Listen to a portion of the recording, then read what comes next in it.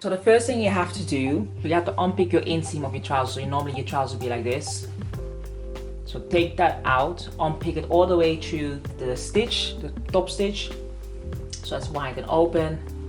And I had this before and I made it close. That's what I did before, but it was too narrow for me to wear.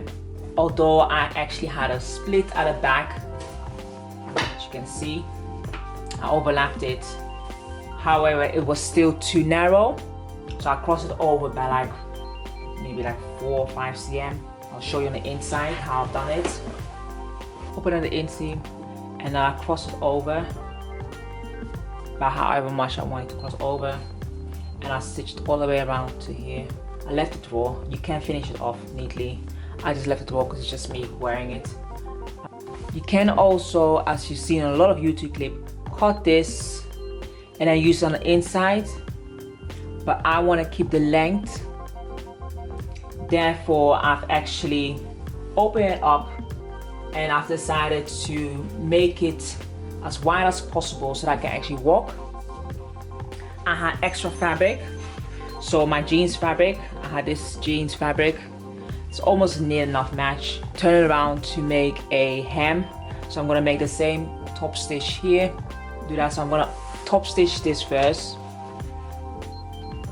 Then I'm going to pin it to the garment like that, and I'm gonna stitch it on top.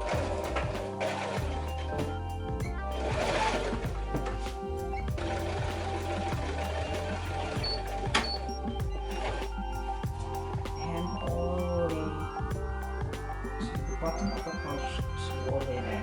That's how I'm going to do it. And it's very thick, so make sure you change your needle to be able to handle this type of thickness. Sometimes I actually go over it and then over again, so I can actually do it. Sometimes it's just very difficult to sew.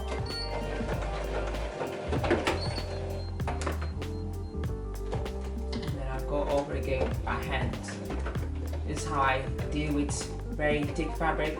So after I've done that, now I'm going to sew.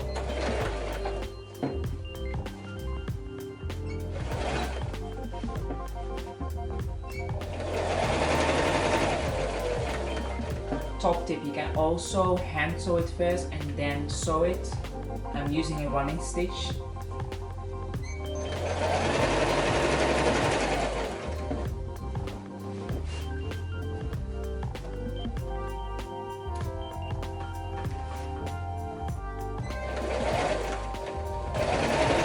And this is going to be very thick, so I'm going to try go back and forth.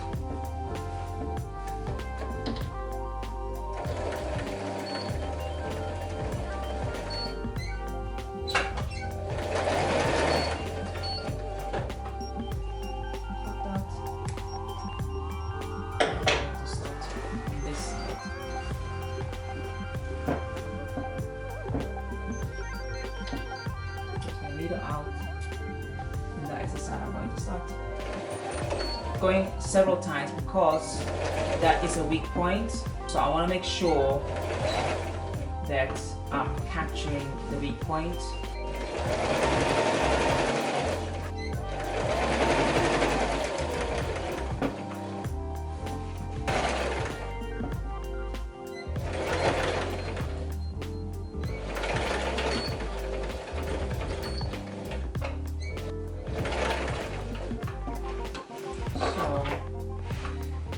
Sewn this, you can see this is sewn, cut off the corner of the hem, and I'm gonna cut this bit off to make it in line with that, and I'm gonna do a zigzag stitch to finish off the edges together. It's almost like 1.5 cm that I'm doing the seam allowance. You can also do this beforehand you know what the measurements are, but for me it's much easier. Do it afterwards, and then what I'm going to be doing is I'm going to sew all of this together. to the zigzag stitch. Then it's from fraying when I'm washing it. And that's just one way of finishing. There's other ways of finishing like this. Zigzag stitch, keep it nice and flat. I do have an overlock, but it takes such a long time to thread up. And some parts are really, really small that I can't catch, so I just do what I can.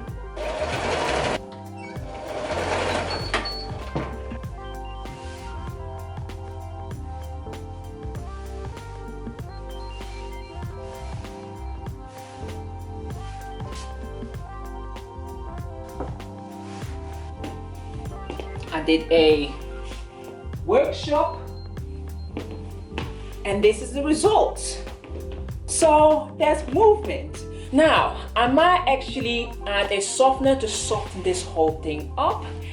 Another tip, if you are going to make a jeans and a skirt and you're overlapping, make sure that your hip measurement, which is this part, your widest part, measures. So when you overlap, that is not too narrow, because once you overlap on your jeans it becomes too narrow. So that's why it's always best when you're doing a jeans to a skirt to make sure that the jeans is a size up. And if it's not a size up, add a panel or add a panel here and a panel on the side to make it bigger. That's my advice. Hope you enjoyed it. Like, subscribe and comment below. Bye bye.